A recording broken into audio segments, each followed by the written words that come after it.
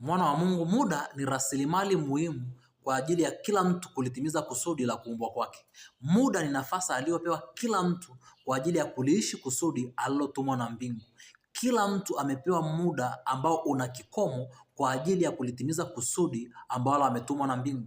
Kila kutumia muda vibaya ni kutumia nafasi vibaya ya kuliishi kusudi la Mungu.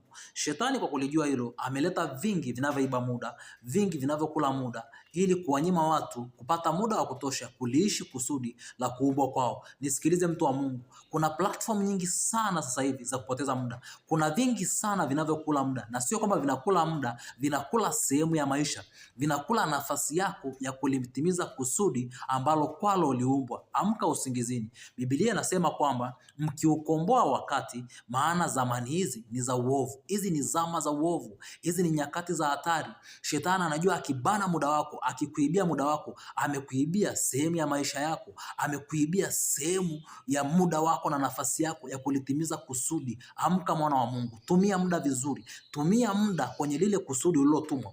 Tumia muda kwenye vinavyokujenga. Usipoteze muda wako kwenye vitu ambavyo havikujengi. Maana kila kupoteza muda ni kupoteza maisha yako.